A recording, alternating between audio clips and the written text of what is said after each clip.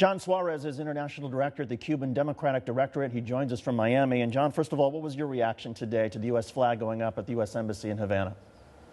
Well, I was a bit upset because the embassy didn't invite any dissidents or human rights defenders to the official act. It was just representatives of the dictatorship and lobbyists and folks that want to do business with the regime from the U.S. that went there to take part in the event. And I believe that an opportunity was missed. What about the opportunity, though, that U.S. diplomats say exists, in that now that there is an embassy-to-embassy, a diplomatic relationship, the United States actually has more leverage with the Cubans to try and make the lives of dissidents better?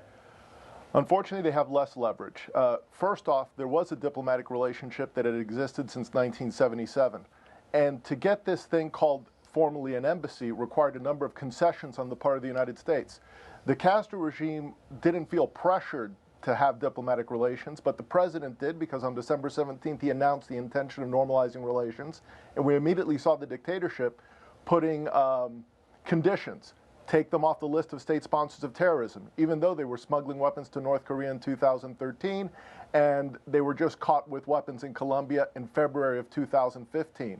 They were also calling to have the report on human trafficking watered down, which the State Department obliged. And then last month, on July 20th, they had the State Department spokesperson, John Kirby, threatening Rosa Maria Payá, the daughter of a murdered dissident who was an accredited member of the press, at the press conference where the foreign minister and John Kerry were attending.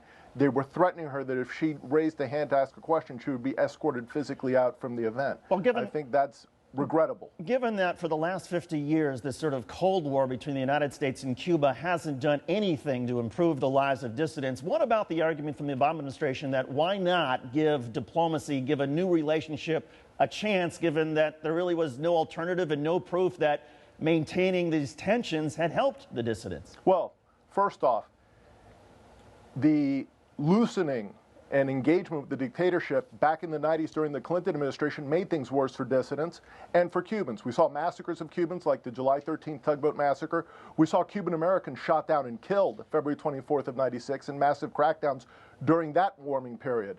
Now with this administration, we're seeing prominent dissident leaders who had successful initiatives like the Varela Project, with 25,000 Cubans. I get all these examples, and we're running out of time, but what is the alternative? Wait a minute. The alternative is now with Obama now, they're being killed. Before, they were able to do their activism and not be killed. So you suggest we should have just maintained the same relationship with Cuba that we had before? Listen, with Bill Clinton, which pursued something Obama's pursuing, people were killed. Obama's pursued it, people are being killed. Let's have a principled engagement based on human rights that embraces Cubans, not the dictatorship. John Suarez, International Director of the Cuban Democratic Directorate. John, obviously emotions at play all across the board on this story. We appreciate you bringing them to Al Jazeera. Thank you.